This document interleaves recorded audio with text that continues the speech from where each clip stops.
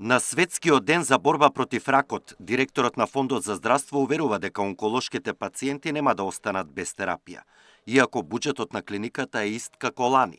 Клековски вели дека средствата се доволни за годишната набавка на лекови, вклучително и скапите цитостатици, која треба да се реализира во април. Знаеме дека од 80 лекови вкупно кои се достапни, 4 се поради една или друга причина подолг период недостапни, тоа се поевтините цитостатици за кои генерално нема интерес од дистрибутерите да ги носат во земјата. Се прават анализи во онкологија и во фондот до каде потрошувачката на лекови од оние што се одобрени од поскапите лекови секако ќе се реагира навременно. Според директорот на ФЗО, за да има лекови за сите болни од рак, треба добро да се менаџира користењето на терапијата, според јасни критериуми кои ќе важат за сите пациенти и да нема привилегирани.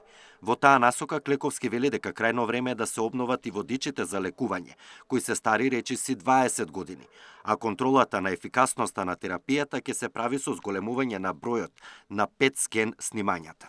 Успеа да значително го зголемат бројот на PET снимки во 25 година, околу 2700 се направени и ќе работиме заедно многу напорно да се произведи втор PET скен, за да стигнеме до бројката од 5.500-6 илјади PET скена годишно, што сметаме дека е доволен број на PET скенови за да се следи ефикасноста на употребата на терапијата кај пациентите. На брифингот со медиумите од фондот посочија дека лани во јавното здравство биле направени речиси 14.000 операции на тумори, но слаба алка во системот за борба против ракот останува недостигот на патолози и онколози, пред се во болниците во внатрешноста.